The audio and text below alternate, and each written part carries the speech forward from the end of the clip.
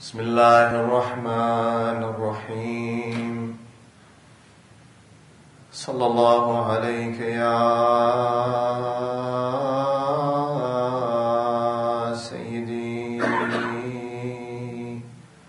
ويا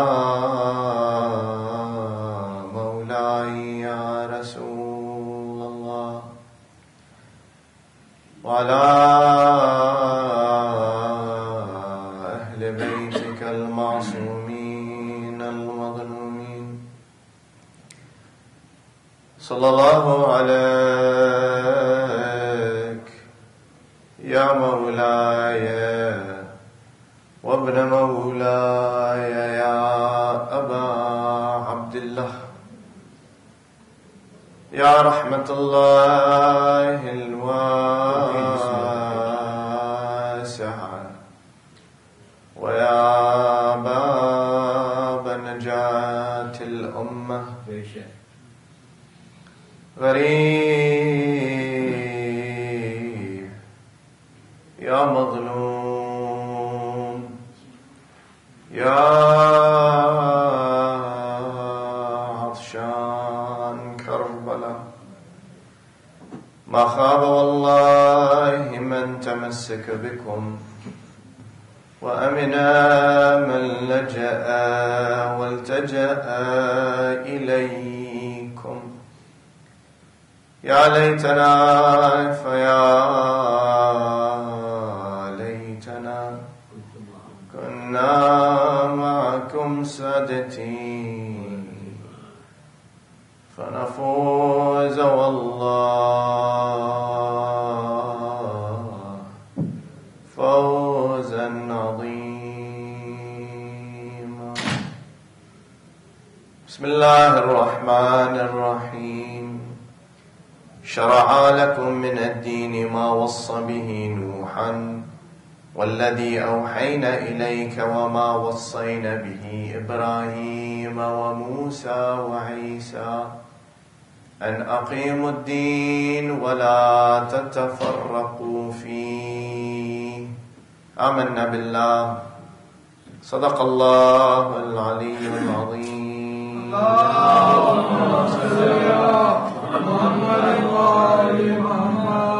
السلام عليكم جميعا ورحمة الله وبركاته.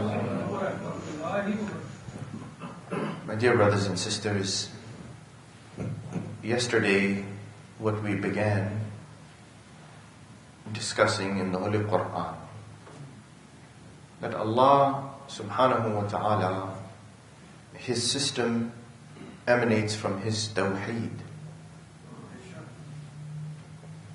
That Tawheed, that oneness of Allah, is the origin of everything. That's why even to understand that Tawheed is an important thing. That in some places in the Holy Quran you say, Allahu huwal wahidul qahar. He is wahid. This is what you call the wahdaniyya of Allah. Yet in other places we say Qul huwallahu ahad. This is what you call the ahadiyya of Allah. These two words, wahdaniyya and ahadiyya, both of them reflect the oneness of Allah, but they have slightly different connotation. When you say Qul huwallahu ahad, or you suggest the ahadiyya of Allah, you are saying that Allah is one, you cannot separate Him into pieces, into parts. You cannot break Him into three parts. You cannot break Him into any parts. His wahdaniyya, His ahadiyya is one. But if you say He is wahid al-qahar, He is one in terms of His wahdaniyya, meaning He has no partner, there is no second to Him, third to Him, fourth to Him. So to even understand that ahadiyya, it is important because this is the religion of Islam. And even in the time of Rasulullah sallallahu alayhi wa alihi wa sallam, the message that Rasulullah gave was the message that came before. And we mentioned this before, that when the Anbiya and the Mursaleen, when they came, what did they say? They said, Ya qawmi a'budullah. The first thing is to worship Allah, to leave everything else to the side. The worship of Allah is first. This message is the same message that is the message of Adam alayhi salam all the way to Khatam al-Anbiya wal Mursaleen. And the ayah of the Holy Quran that I mentioned to you, that شَرَعَ لَكُم مِّنَ الدِّينِ مَا وَصَّى بِهِ نُوحًا وَالَّذِي أَوْحَيْنَا إِلَيْكَ وَمَا وَصَّيْنَا بِهِ إِبْرَاهِيمَ وَمُوسَى وَعِيسَى. The shara of the religion, the path of religion that Allah has given to you, Ya Habib, it is the one that was in a testament, in a legacy of Nuh, and to Ibrahim, and to Musa, and to Isa, and أَقِيمُوا الدِّينَ وَلَا تَتَفَرَّقُوا فِيهِ. Uphold religion, this one religion, which is on the wahdaniyah of Allah, the ahadiyah of Allah, the oneness of Allah, and don't divide. Don't go in different directions. There is one religion. Don't be divisive. There is one religion. Now the ayah, it continues. And it says something very important in the next ayah. It says, وَمَا تَفَرَّقُوا إِلَّا مِن بَعْدِ مَا جَاءَهُمُ الْعِلْمُ بَغْيًا بَيْنَهُمْ. Allah says, I sent the religion. It's the same religion that came to Nuh, to Ibrahim, to Musa, Isa, to Habibullah, Khatam al-Anbiya wal Mursaleen. All the same religion. And that religion, stand for it, don't divide, don't go in different directions, don't choose any other religion. Yet Allah in the next ayah, He says, وَمَا تَفَرَّقُوا إِلَّا مِن بَعْدِ مَا جَاءَهُمُ الْعِلْمُ بَغْيًا بَيْنَهُمْ. They did end up going in different directions. They caused it tafraqa. They caused people to go in different groups. They broke the religion apart. Why? They didn't have enough knowledge. They didn't understand the religion. No, ilm hadn't come to them. No. It says, وَمَا تَفَرَّقُوا إِلَّا مِن بَعْدِ مَا جَاءَهُمُ الْعِلْمُ. Knowledge had already come to them. They knew. They already knew what is the truth. They knew what was the religion. They knew that the message of Habibullah sallallahu alayhi wa alihi wa sallam was the truth. That it is the only religion. So why did they break?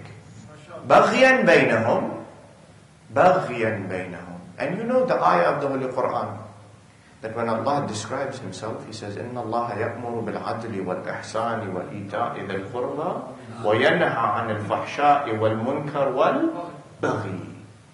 This ayah is the same. The word baghi is used in it.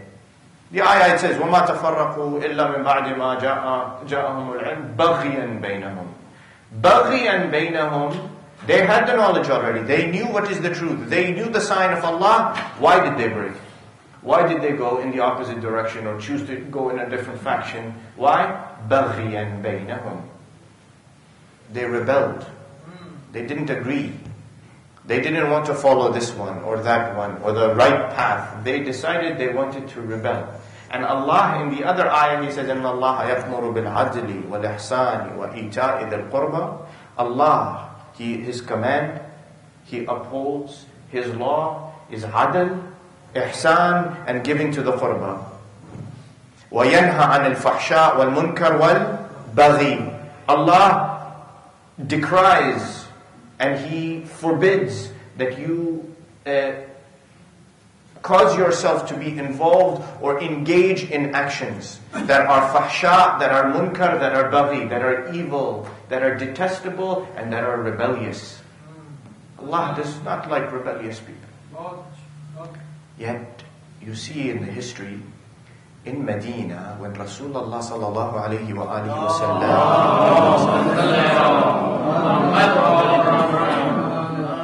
Now look at the seerah of the Habibi. That after the hijrah, he came into Medina. He finds his home. He wants to build a mosque now. He picks a place where the historians describe in the city. They say when the shepherds will go and take their sheep and their goat outside to graze and drink water and bring them back, they will bring them to a place, specific place allocated for the sheep and the goat and the herds to come in. And they will hold them there. Rasulullah found out that this land is owned by 2 orphans. He gave them high price for that land, and he built the Masjid al-Nabawi on it. Right on there. Now in the process, they start building, they're bringing the bricks and they're putting the bricks down, and they're building the Masjid al-Nabawi, where we are, we see today, the foundation of this, even today we go. He is building it, and there are people coming and building. Rasulullah is working in there. One man is carrying 2 bricks when everyone is carrying 1 brick. One man, he's carrying two bricks and going. He's so strong, working so hard. So hard. So the people, they come, they say, Ya Rasulullah, look at Ammar ibn Yasir. This is Ammar ibn Yasir. Carrying two bricks going and putting them down on the ground, and look how hard he is working. Rasulullah, he says, what can we say about Ammar? يَقْتُلُهُ الْفِئَةُ الْبَاغِيَةُ. Ammar is going to be killed by the rebellious group, Baghiyah. This Ammar, he's going to call them to Islam, to the religion, to Iman, and they are calling him towards Jahannam. And where did Ammar ibn Yasir die? On the field of Siffin, on the side of Imam Ali, against who? Al-Fi'at al-Baghiyah. The side that was rebellious, that was evil. Ala al-Muslimin. You see those people. This is the cause of Islam. And what Islam points to in the Holy Quran, very subtly, that Islam is one religion, and it is the religion for which you are striving not only for the goodness of yourself, but for everybody. MashaAllah. And that if you decide that you come out of the religion, or you don't follow the religion, or you give a religion little value, then you will harm your own self.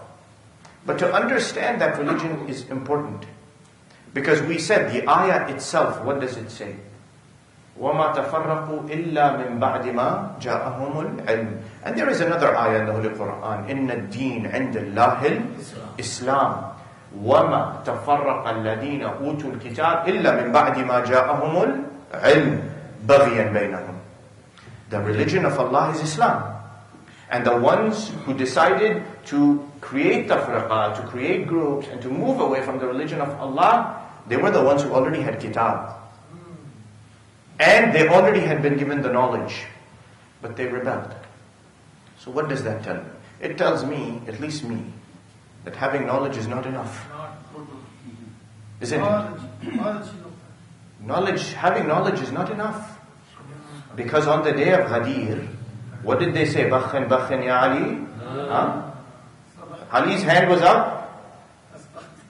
Yes? Asbahta mawlai wa mawla kulli muslimin, kulli mu'minin. You have become my mawla today and the mawla of all the believers. There is no knowledge. There is knowledge. Knowledge is there. You know exactly what Rasulullah has said. But that message is for us as well. That let us not view them as the ones who are gone. We have the knowledge of Ahlul Bayt. So imagine how much is the responsibility on our shoulders. Because now our accountability is even greater. Because we have the wisdom of Ahlul Bayt. We have the knowledge of Ahlul Bayt in us. So to understand that is important. Just if we understand Inna ad-Din 'inda Allah al-Islam is enough. To know what is Islam. One day somebody asked Al-Imam Ali alayhi salatu wassalam, Ya Amir al-Mu'mineen, tell us about Islam. So he said, I will give you a description of Islam. Nobody has described Islam. Nobody has described Islam in this manner. So they said, Ya Amir al-Mu'mineen, tell us. Amir al-Mu'mineen, he said, إِنَّمَا الْإِسْلَامُ التَّسْلِيمُ.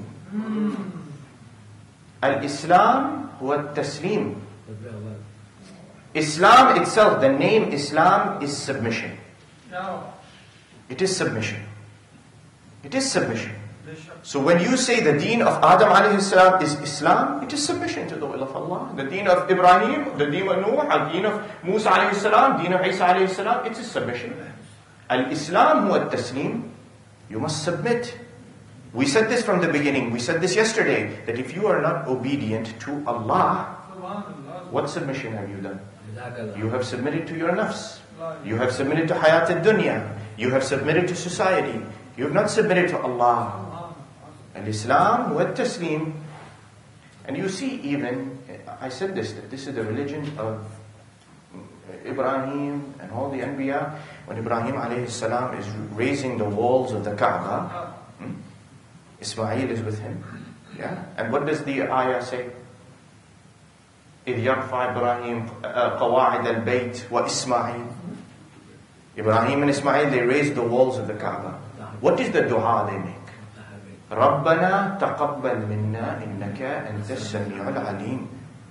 Allah accept from us. But what's the other question after this? What do they say after this? رَبَّنَا وَاجْعَلْنَا مُسْلِمَيْنِ لَكَ وَمِنْ ذُرِّيَّتِنَا أُمَّةً مُسْلِمَةً لَكَ. Allah make us Muslim. Now let me ask, how old was Ibrahim at this point? Ibrahim was an old man when he had Ismail, was he not? Already he was an old man when he had Ismail. So he's not a Muslim already, that he's saying, Allah make us your Muslim? Ibrahim is asking that make us your Muslim. What, he was not already a Muslim? Make us a Muslim. And make our ummah, our children after us a Muslim ummah. That means by just saying I'm Muslim, it doesn't mean anything. If Ibrahim himself is saying, Allah make me your Muslim, it means taslim. Submission. That's why Imam Ali says, Al-Islam huwa taslim. But he doesn't stop. He says, As-taslim wal yaqeen. To submit, you must do it with yaqeen, with certainty. When you submit with certainty. وَلَيْسَ التَّسْلِيمِ الْأَعْمَى. التَّسْلِيمِ الْأَعْمَى, it means blind submission. You don't want to blindly submit. You want to submit with your heart. Understanding who are you submitting to. And that's why even you see the dua of the Ahlul Bayt, how they talk to Allah subhanahu wa ta'ala. That you want to know who you are submitting to. That when the man asked Amir al-Mu'mineen, Ya Ali ibn Abi Talib, tell me, do you see Allah? Yes. And Amir al-Mu'mineen, he says, yes, of course. How can I worship someone I don't see? And they say, how do you see him? He says, not with these eyes. I see them with the eyes of my heart. You cannot submit to someone you don't understand. And there you say that when the ghita is taken, the basar becomes like hadid. You become, and yet even with the ayah that the Hajj mentioned right now, that Amir al-Mu'mineen, he says the ghita already had been taken from my eyes. I didn't need it. Like most people need to have their vision clarified.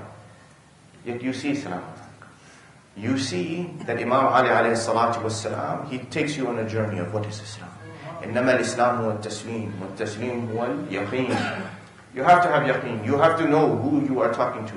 And you see this even Al-Imam Ali Zainul Abidin, that when he stands in the mihrab and he is doing his salat, they say the Abba, he will stand, the Rawi will say, he will stand in the prayers and his ankles will become swollen. And he says the wind will blow and it is as if Abul Hasan Al-Imam Zain al-Abidin is swaying in the wind. One day his Abba falls off. So the servant, he asks after the salat is finished, Imam doesn't pick up the Abba. He says, Ya Rasulullah, your Abba fell during salat, why didn't you pick it up? He says, Wayhak, atadri bayna yaday man kunt? He says, how can you ask? Do you know between whose hands I was standing? That I'm going to get up and pick up my Abba? These are the words of Imam Ali Zain al-Abidin, even in Dua Abu Hamza al-Thumali, بك عرفتك وأنت دللتني عليك ودعوتني إليك ولولا أنت لم أدري من أنت ما أنت. Ya Allah, you are the one who pointed yourself out to me. And if you had not pointed yourself out to me, I could not find you, Ya Allah. I will not know where to look for you. I will not know where to find you, Ya Allah. That's why Imam Ali says, Al-Islamu wa-taslim, wa-taslim wal-yaqeen. But beyond this you go further. وَالْيَقِينُ هُوَ التَّصْدِيقُ. Tasdeeq, it means that not only do you say from your tongue and believe in your heart, you must demonstrate it. Because even when you believe in something, if you don't act upon it, they say one day a man, he came to Al-Imam As-Sadiq alayhi salatu wasalam.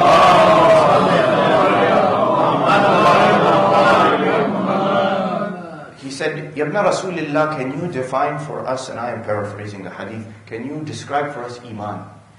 Imam, he says, إِنَّمَا الْإِيمَانُ دَرَجَاتٌ وَحَالَاتٌ وَطَبَقَاتٌ. Iman is different stations. Sometimes high station, sometimes low station. Different statuses. The man asked, he says, what is it? Is it in your heart? Is it action? Al-Imam As-Sadiq alayhi salam, he says, it is in your heart and it is your action. But then the Rawi, he says, Imam stopped. And he says, no, it is all action. It is all action. At-tasdeeq, it means you have actually acted on the Iman. You have actually put it into motion. And not only that you put it into motion, you believe and you know with certainty that what your religion tells you is for your betterment. There is no point in me doing salat and say, Allah says to me, this is good for me, I should do it. But in my heart, I don't believe it. I don't believe it. I have no yaqeen or certainty in it. Then on top of this, Imam Ali doesn't stop. He says, Al-Islam wa al-Taslim, wa-al-Taslim wa al-Yaqeen, wal-Yaqeen wa al-Tasdeeq. And you are going to get tired of me. I'm going to repeat it like 100 times.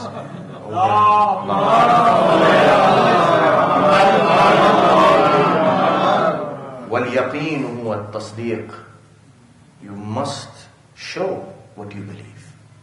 Verify it. Tasdeeq, it means to verify something with your action. Wat-Tasdeeq huwa al-Iqrar. Iqrar, it means you continue to do it. And you don't do it on Monday, Wednesday, Friday, and Tuesday, Thursday you take a break. Or that you do adl when it has nothing to do with you. You're very adl with somebody else because it's their property. But when it's your property, no, you're not adl. You apply it consistently on yourself, on your family, on your children, and on everybody. On everybody you apply it. That is deen, that is Islam. And the ulama, they say you have two things. When you come to iqrar, go from tasdeeq to iqrar, you have to have two things. Ash-shuja'a wal-quwwa. Two things. Shuja'a means you have to have courage. Quwwa means you have to have strength. Two things. Ulama say, if you want to do iqrar, stay persistent on your religion, you have to have shuja'a and quwwa. Courage and strength. And we say that this is the legacy of all of the Anbiya and the Mursaleen. You see Al-Imam Al-Hussein, he was not shuja', he was not qawi, he was the most brave, the most strong. And the Quran even says, it talks about other prophets, other messengers, other chosen. It says, Ya Yahya khudh al-kitab bi-quwwa.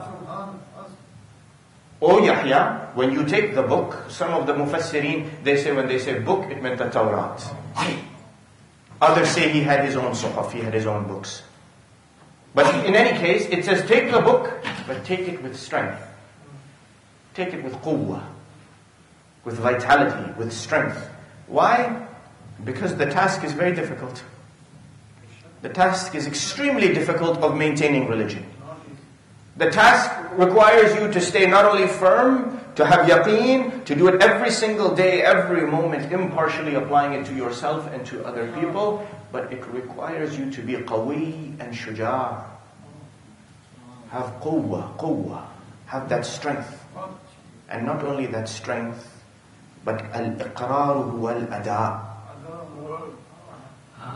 Iqrar huwa al-ada'. Ada means you made an oath, a promise to Allah, you have to fulfill it. You made a promise. Look, what we thought was just saying, I'm a Muslim, now what stages it has gone through. Now, iqrar is ada. Ada means you have to fulfill the right of Allah on you. And not only the right of Allah on you, but the right of everybody else on you as well. Everybody else. وَالْأَدَاءُ هُوَ الْعَمَلُ. You must act. The last step is you have to act. If you talk and talk and talk and hold it in your heart, there is no meaning until you actually act. Until you act. So we see that when Allah says, إِنَّ الدِّينَ عِنْدَ اللَّهِ الْإِسْلَامِ, it is many stages. Many stages. that the Ahl al-Bayt alayhim as-salatu was-salam took us through. And sometimes we don't even know, I will say this for the young kids, that today, if somebody comes and asks you, even for us who have children, that if someone asks, you are a Muslim, particularly after what has happened, that you're Muslim, you have religion of Islam, what are you going to tell them? What is Islam? Someone says, what is Islam? Tell me what is Islam. What is Islam? You will say, I believe in Allah, one Allah. Okay, they say, Jews, Christians also believe in Allah. Muwahhideen believe in Allah. I believe in Quran as my book. Yes, they have Bible, they have Tawrah, whatever is our opinion or theirs of it. They say, oh, we believe in prophethood, and especially prophethood of Muhammad sallallahu alayhi wa alihi wa sallam. They say we believe in all the prophets. They'll ask the Shia, what do you believe? They say, we believe in imama, we believe in adala. We believe in justice, and we believe in guidance. They say, oh, we believe in saints also. Yes? Christians have saints they believe in. They have saints, pious people. Even today they sanctify people. They have saints. They have saints. They have religious books. They believe in leaders. They believe in a day of judgment. If you ask any religious person, Christian, Jewish, any religion, say, do you believe in justice? Anyone is going to say, no, they don't believe in justice. They're not going to say that. They'll say, we believe in justice. Everyone believes in adala. Who doesn't believe in adala? Because it is the system. So when someone asks you, you are a Muslim, you are from Islam, Islam is your religion, what does that mean? What answer do you give? How do you answer this question? So they say that one day, a man named Al-As'ad ibn Zurara, I'm sure you have heard this. Al-As'ad ibn Zurara was a man who visited Mecca at the time of Rasulullah. He came to Mecca to do his business dealings, and he was from Medina. He came to Mecca to do his business dealings, and he went to some of the chiefs of the Quraysh, did his business dealings, and as he's leaving, the leaders of the Quraysh, they said, look, leave quickly. As you're leaving past the Kaaba, you are going to see a man there, he is preaching. Don't listen to him, he will bewitch you. He will get you if you listen to him. Don't listen to him. Pass him quickly, go back home. Sa'ad ibn Zurara, he says, I went heeding them. I started to do my tawaf. They used to do, even the kuffar of Quraysh used to do tawaf of the Kaaba. I started doing my tawaf. He says, I saw this man standing there preaching away. And suddenly something happened to me. I had to listen to him. I had to listen. I had to know what is this religion, this Islam that they were warning me about to stay away from it. And when I listened, I heard some verses of the Quran. Now the Quran, the ayahs, they will tell you what is Islam. You want to know what is Islam? What answer? The ayah of the Holy Quran, it says, قُلْ تَعَالَوْا أَتْلُوا مَا حَرَّمَ رَبُّكُمْ عَلَيْكُمْ أَلَّا تُشْرِكُوا بِهِ شَيْئًا. I will tell you what Allah has made haram on you. This is religion. Religion will tell you what is allowed, what is haram. But particularly what is haram. Why? Because it takes you away from adala. Takes you away from humanity, takes you away from goodness. So now the ayah of the Quran is coming. This man is listening. قُلْ تَعَالَوْا أَتْلُوا مَا حَرَّمَ رَبُّكُمْ عَلَيْكُمْ أَلَّا تُشْرِكُوا بِهِ شَيْئًا وَبِالْوَالِدَيْنِ إِحْسَانًا. After the shirk in Allah, don't do shirk in Allah. I will tell you what is Islam. Don't do shirk in Allah and be good to your parents. Ya Allah. Be good to your parents. وَلَا تَقْتُلُوا أَوْلَادَكُمْ مِنْ إِمْلَاقٍ نَحْنُ نَرْزُقُكُمْ وَإِيَّاهُمْ. Don't kill your children. Don't bury your daughters alive. Don't kill your children because you are afraid you cannot feed them. We will give you, and we will give them. We will give you, and we will give them. وَلَا تَقْتُلُوا أَوْلَادَكُمْ مِنْ إِمْلَاقٍ نَحْنُ نَرْزُقُكُمْ وَإِيَّاهُمْ وَلَا تَقْرَبُوا الْفَوَاحِشَ مَا ظَهَرَ مِنْهَا وَمَا بَطَنَ. Don't go close, don't engage in ugly, evil acts. Fawahish. Fawahish are evil acts. Don't do evil things, whether they are in front of the eyes of people or secretly at home. وَلَا تَقْتُلُوا النَّفْسَ الَّتِي حَرَّمَ اللَّهِ إِلَّا بِالْحَقِّ. Don't kill innocent life unless justice warrants it. Don't kill an innocent life unless there is justice needed here. A law has been broken that warrants such a response. ذَلِكُمْ وَصَّاكُمْ بِهِ لَعَلَّكُمْ تَعْقِلُونَ. Allah has given you this, ordained for you this law, so you can use your aql. Remember we talked about aql yesterday. So you can use your aql. Now, the ayah, it finishes. Does it stop? No, it doesn't stop. It continues. It says, وَلَا تَقْرَبُوا مَالَ الْيَتِيمِ إِلَّا بِالَّتِي هِيَ أَحْسَنُ حَتَّى يَبْلُغَا أَشُدَّهُ. Do not grow close to the money of the orphan. Don't eat the money of the orphan unless it is something good for the orphan until the orphan becomes big. وَأَوْفُوا الْكَيْلَ وَالْمِيزَانَ بِالْقِسْطِ. Make sure when you deal in business and deal with each other, deal fairly with adl and qist. لَا نُكَلِّفُ نَفْسًا إِلَّا وُسْعَهَا. Allah says, do all of these things. We will not put burden on you. We won't make life difficult on you. Do the right things. وَإِذَا قُلْتُمْ فَعْدِلُوا وَلَوْ كَانَ ذَا قُرْبَى. If you speak on something, on a matter of justice, to bear witness on an event, make sure you are fair and just, even if it means speaking against your family member. Even if it means to forsake your own family member. وَأَوْفُوا بِعَهْدِ اللَّهِ وَبِعَهْدِ اللَّهِ أَوْفُوا. And by the oath you made to Allah, fulfill it. ذَلِكُمْ وَصَّاكُمْ بِهِ لَعَلَّكُمْ تَذَكَّرُونَ وَبِعَهْدِ اللَّهِ أَوْفُوا. Fulfill your oath to Allah. This is Islam. This is Islam. ذَلِكُمْ وَصَّاكُمْ بِهِ لَعَلَّكُمْ تَذَكَّرُونَ. Allah has ordained this on you so you can remind yourself. Now I say this to you. This is Islam, isn't it? Don't do shirk.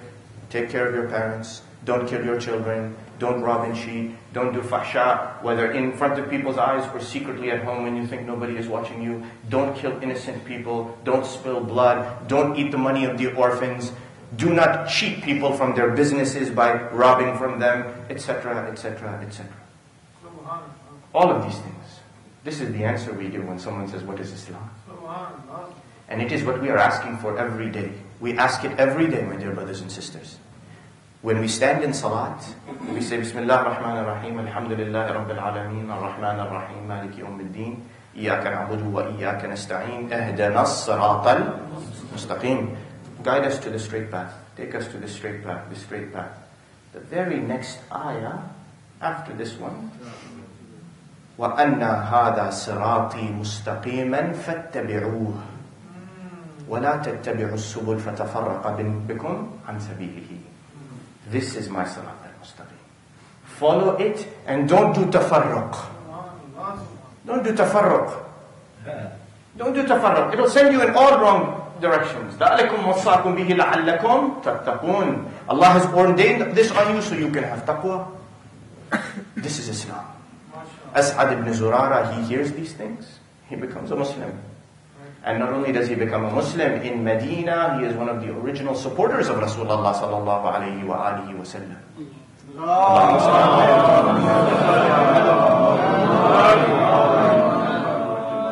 That is the task of Islam. And even in our own communities, that to stand for what is correct and what is good is not easy.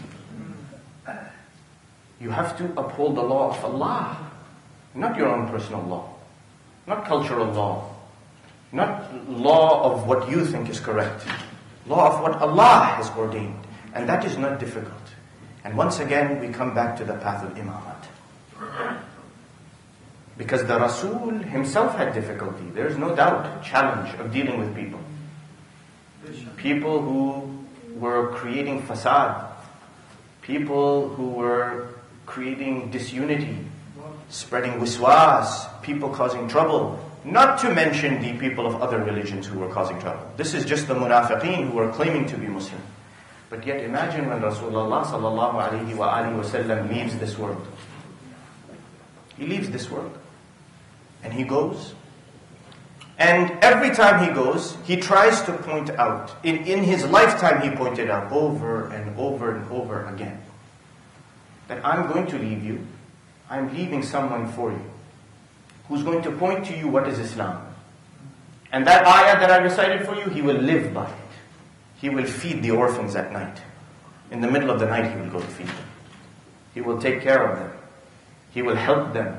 He will ensure justice is there. that nobody cheats anybody. You know this story, that when one day the man who was selling the dates, he had to go somewhere. Imam Ali was there. He said, Ya Amir al-Mu'mineen, can you watch my date stand? Imam Ali stood there. He said, sure. He came. They weighed the dates, and on the weight they were giving the charging. Imam Ali would weigh the dates. The person would pay them. Imam Ali would give extra dates, always. So when they asked him, Ya Amir al-Mu'mineen, why do you keep giving extra dates? He says, because I want to make sure even this much I haven't cheated this person. Even this much I didn't cheat him. That is Islam. And it is difficult task, especially when the ummah is breaking. And believe me, Rasulullah's body has not even gone into the ground, and already the groups are falling. Ansar are saying, we supported Rasulullah. Muhajirin, they are saying, no, we are the family of Rasulullah. We are the tribe of Rasulullah, Quraysh. We have the right. And Imam Ali is saying from the back, when no one is even listening to him, that who has supported Rasul from the beginning and who is the nafs of Rasulullah? Grew up in the lap of Rasulullah. If Ansar and Muhajirin are making this claim, there is nobody other than me to stand forward. But now look at the actions of Amir al-Mu'mineen. You want to see Islam in action? And I said to you that iqrar, when you have to have iqrar, persistence and strength in religion, you have to have quwwah and shujaa, courage and strength. Courage and strength is not just on the battlefield. It's not just on the battlefield. It is to do what is most difficult. What some people may think as being ugly and not good and not proper or not suitable to their self-interests, and you still say, no, this is haqq, this is adl, I'm going to do it. That is shujaa. What keeps people together. Unity. And you see this. It is in the legacy of all the Anbiya and Mursaleen. All the Anbiya and Mursaleen. You even know that when Musa alayhi salam, when he left Egypt, he was defending his fellow brother in the Bani Israel, and he struck the Egyptian soldier, and the soldier died. Out of defense, Musa alayhi salam kills him. And you know, the ayah says that he leaves, and he leaves in a state of like fear, apprehension. And Musa alayhi salam, the stories, the qasas al-anbiya, they say that when he left Egypt, he would only travel at night. He will only travel at night. And he will only ensure that nobody is watching him. He goes to Madian, he comes back as a prophet, yes? He comes back, he gives the message of Islam, the message of the religion of Allah to Fir'aun. And in the end, you know, he defeats the sorcerers. I'm giving you long years of story in 2 minutes. But I will come to my point. He leaves and he starts to run. Him, Bani Israel, they are running away from Fir'aun and his soldiers. They come to the water, the river, to the sea, and they are standing there at the sea. The people are starting to lose faith. They were weak in their faith. They turned, they said, what are we going to do now? Desert on this side, desert on this side. Fir'aun behind us, water in front of us. Where are we going to go? Where will we go? And Musa alayhi salam, he gives an answer that any one of us can think and use. He says, Inna ma'ya Rabbi sayahdi. My Rabb is with me, He's going to show me. You think you are surrounded? Allah will take you out of it. And what happened? He struck the water opened, he goes through. He goes through. He comes through, you know, from behind Fir'aun comes, he comes into the middle, the water crashes on him, he is dead. He is dead. They say, Jibreel was there. Jibreel is there. And he is riding on a horse. And they say Samiri, it doesn't say he recognized Jibreel or not. But the riwayah, it says that Samiri, he took the sand from underneath the foot of the horse. This is in the riwayat. He took the sand from under the horse, and you know, they went into the desert. And then the ayah of the Quran describes that when they were in the desert, the people of Bani Israel are losing hope. So Allah, the ayah, it says, وَوَاعَدْنَا مُوسَى 30 لَيْلَةً وَأَتْمَمْنَاهَا بِعَشْرٍ فَتَمَّ مِيقَاتُ رَبِّهِ 40 لَيْلًا. We promised and we asked Musa to come to us 30 days. And we kept 10 extra days. So it was 40 total days. So now Musa alayhi salam, he leaves. And he leaves behind Harun alayhi salam. Now look at the ayah of the Holy Quran.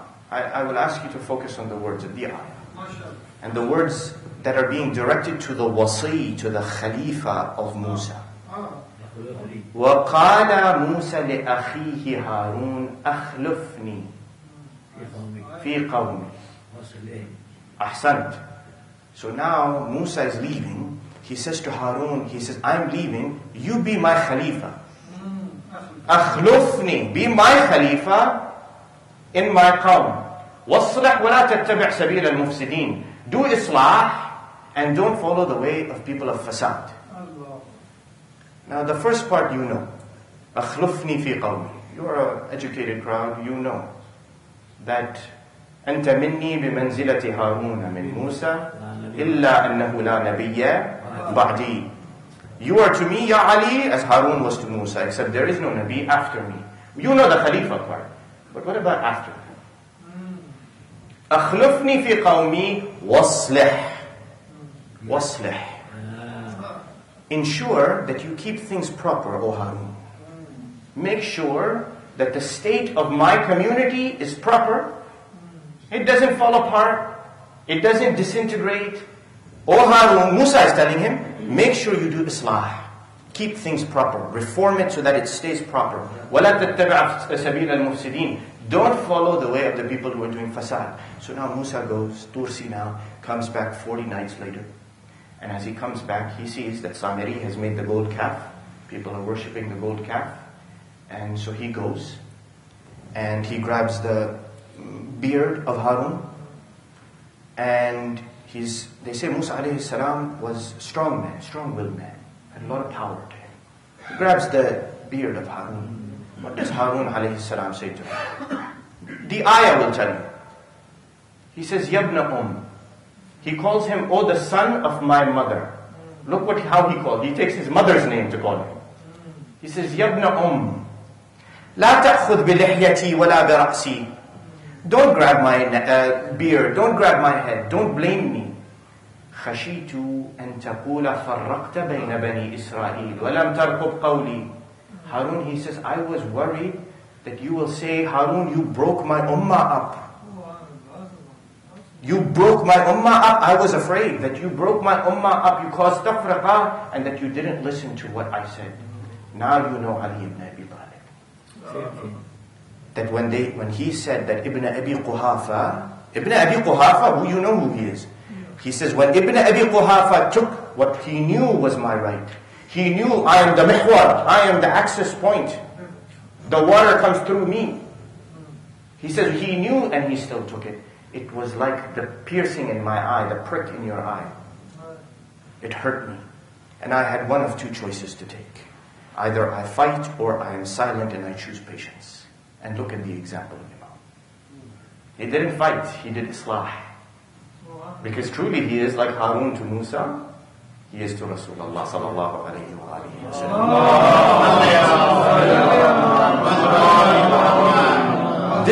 This is imamat. This is the position of imamat. This is the position that imamat has, that establishes control, persistence, anchoring, foundation, such that you know who the kings are going to be, who the rulers will be, and who imam and khalifa are.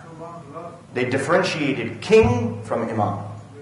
Sultan of the world to imam al-huda wal-nur. You differentiate. That now, even though you sit on the throne, hidayah, nur is with imam, with the khalifa. Because even when Musa alayhi salam went to Tur Sina, and the people disobeyed, they started following Samiri. Did Harun stop being Khalifa all of a sudden? Was he no longer Khalifa? No, he's still the Khalifa. So when people walked away from Amir al-Mu'mineen Ali ibn Abi Talib, is he no longer Khalifa of Rasulullah? No, he is still the Khalifa of Rasulullah. He is still the Khalifa of Rasulullah. He is still the Imam that Allah has appointed in the world.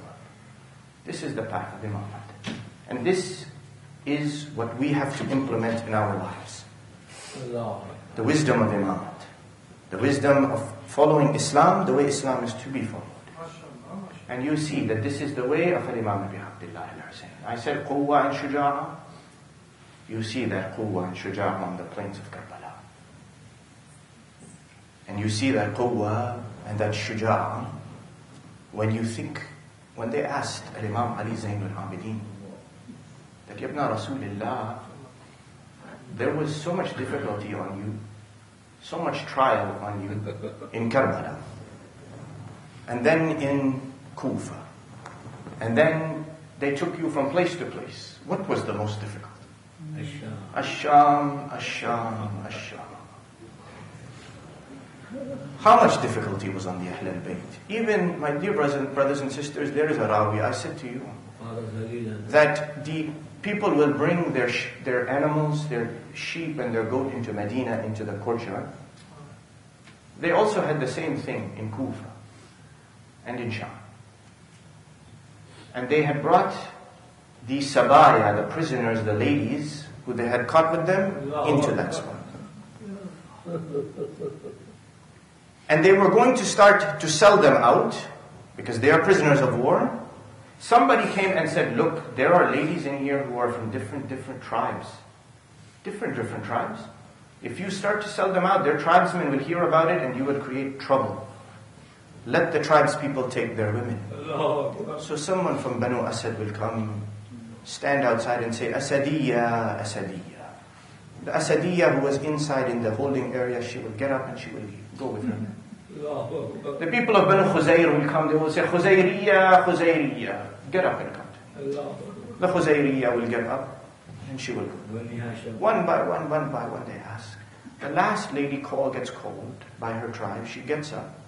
She starts to leave. She sees that there are some ladies sitting there. One of whom, she goes to her and she says, are you not going to go to your family? She says, I have no family in this place. My father Ali ibn Abi Talib is already buried in Najaf. My brother's body is in Karbala. My brother's body is in Karbala. It was in those moments that Sayyida Zainab not only will think about her brother al-Hussein, but she will think about her other brother Abil Fadl al-Abbas. Aywa Abbas. Abil Fadl al-Abbas. Qamar Bani Hashim. Saqi Utasha Karbala. That even on the day of Ashura, when the companions had been killed, when Ali and al-Akbar had been martyred, they say Abil Fadl al-Abbas, he was called by Kulthum. She called him into the tent, and Imam Hussein came into the tent with her. It was Imam Hussein, Abil Fadl al-Abbas and Kulthum in the tent. They say that when they went into the tent, the enemy soldier from aside, he saw Imam Hussein and Abil Fadl al-Abbas go into the tent. He screams out, he says, Ya Hussein, ajalastuma ma'an nisa. Oh Hussein, have you gone and sat down with the ladies? The Rawi, he says, Abil Fadl al-Abbas gets up when he hears this. He gets up and he starts to walk. They say Kulthum alayhi salam, she grabs onto Abil Fadl al-Abbas. When she grabs onto the clothes of Abil Fadl al-Abbas, Al-Imam al-Hussein, he says, Da'ihi, faqad ishtaq al-Habib ila Habibih. Let him go, ya Kulthum, because the Habib, he is searching for his beloved. That is Abil Fadl al-Abbas. Abil Fadl al-Abbas, he comes out of the battlefield, fighting the enemy soldiers one by one. He makes his way. Imam Hussein tells him to go to the Mashra'a, towards the river.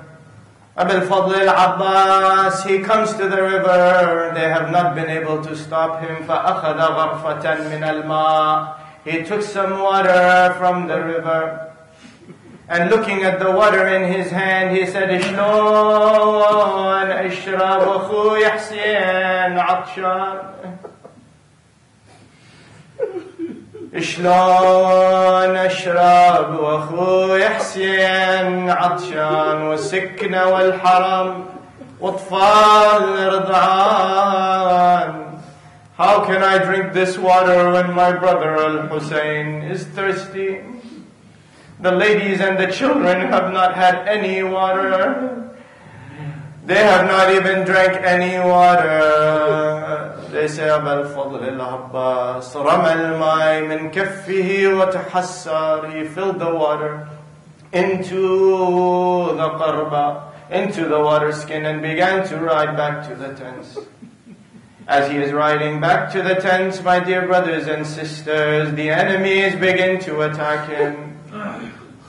فرموه بسهامهم وقاتلوا ضد العباس وهجم عليه لعين فضربه على يمينه فقطعها.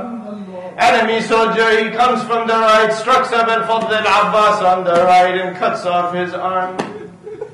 وضربه آخر على يساره فقطعها. The one attacked from the left side and cut off his arm. Abu al-Fadl al-Abbas is still holding the water skin, holding on to it, and then the arrow it comes and the rock that strikes him on the head, and he falls to the ground saying, Assalamu alayka ya Sayyidi, ya Aba Abdullah, adrikni ya Sayyidi, Imam Hussein. He rushes to the battlefield towards Abu al-Fadl al-Abbas. He sees Abu al-Fadl al-Abbas on the ground. Arms have been cut from the body. Arrow is struck and has struck him in the eye. The blood is falling from every wound. Imam Hussein, he says, Al-an inkassara dhahri wa qallat hilati. My back has broken, Ya Abbas, now. My strength has gone. Imam Hussein, he sits on the ground and takes the head of Abu al-Fadl al-Abbas and he puts it on his lap. Abu al-Fadl al-Abbas drops his head back to the sand of Karbala. Imam Hussein again picks up the head and puts it on his lap. Again Abu al-Fadl al-Abbas drops his head to the ground. Third time again Imam Hussein picks up the head of Abu al-Fadl al-Abbas and puts it on his lap, rubbing the blood. But Abu al-Fadl al-Abbas drops his head to the ground.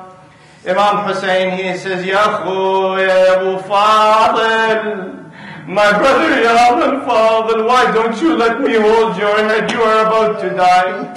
Abu al-Fadl al-Abbas opens the one eye that doesn't have arrow in it. He says, Sayyidi, Ya Aba Abdillah, if you hold my head right now in your lap when I am about to die, who will hold your hand, Ya Aba Abdillah, when you will die and be shaheed? Brothers and sisters, Abu al-Fadl al-Abbas was shaheed. The events of Karbala, they took place. They say that 3 days after the events of Karbala, the men of Banu Asad, they came and they were starting to try to cover the bodies and bury them. But they could not tell whose body was who. Suddenly they saw a man coming in black clothing towards them, and he began to tell them whose body. This is Habib ibn Madahir, bury him here.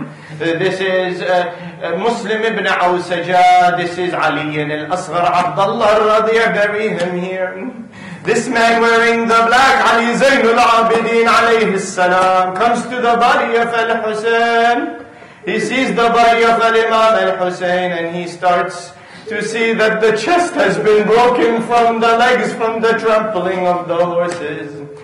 They say Al-Imam Ali Zainul Abidin also sees that the fingers have been cut from the hand of Al-Imam Al-Hussein. The soldiers were rubbing the rings from Al-Imam Al-Hussein's hand, and to remove the rings they cut the fingers off of the hand.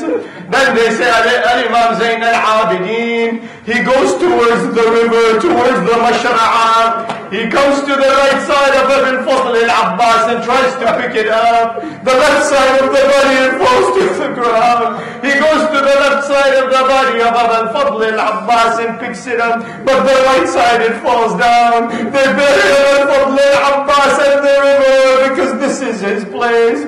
The difficulties of Karbala, brothers and sisters, stayed for 40 days. until finally the sabaya. Brothers and sisters, imagine the lot of those ladies who had to see the bodies of their marhumeen, of their deceased, of their martyrs in front of them. But finally they are released from Sham. They are taken towards Medina. They come to Medina.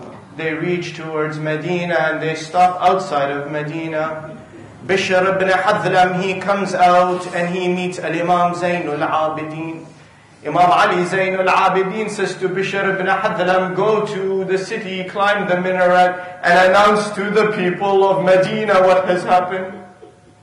Bishr ibn Hadlam, he goes inside the city, climbs the minaret, starts to announce what had happened in Karbala, what had happened to Ibn bint Rasulillah, the son of Fatima al-Zahra. He announces it, the Rawi, he says, when he made this announcement, it is as if Israfil had blown the horn on the day of Qayem. Every people were coming out of their homes to find out what is the news. Bishr ibn Hadlam, he comes down from the minaret. A lady, she comes to Bishr ibn Hadlam.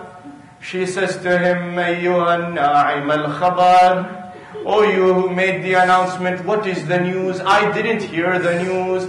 Bishr ibn Hadlam, he says to her, he says, Ya amat Allah, azzam Allahu laki al-ajr biwaladuki Abdullah. May Allah give you lots of ajr because of what your son Abdullah did. She says to him, Ma sa'altuka an waladi Abdullah. I didn't ask you about Abdullah. The lady says, then the man, he says, okay, Azzam Allahu laki al-ajr biwaladuki Uthman. May Allah give you lots of ajr, lots of thawab because of your son Uthman, what he did. She says to him, Ma sa'altuka an waladi Uthman. I'm not asking you about my son Uthman. He says to her, Azzam Allahu laki al-ajr biwaladuki Ja'far. Allah give you ajr, reward for what your son Ja'far has done. She says to him, Ma sa'altuka an waladi Ja'far. I don't want to know about my son Ja'far. Finally the man, he says, Azzam Allahu laki al-ajr biwaladuki Abul Fadl al-Abbas. Oh lady, may Allah give you lots of reward for what your son Abul Fadl al-Abbas has done. The lady, she says, Ma sa'altuka an waladi Abul Fadl al-Abbas. I am not wanting to know about Abul Fadl al-Abbas. ولكن أسألك عن سيدي ومولاي بعبد الله الحسين. I want to know about al-Husayn. وكأني بسيدتي البنين. It is as if al-Banain hears about al-Husayn and she goes to the grave of Fatima al-Zahra. She says, Ya Mawlati ya Fatima, جئت بالخبر ولدك يا الحسين. ما الذي أنكرت؟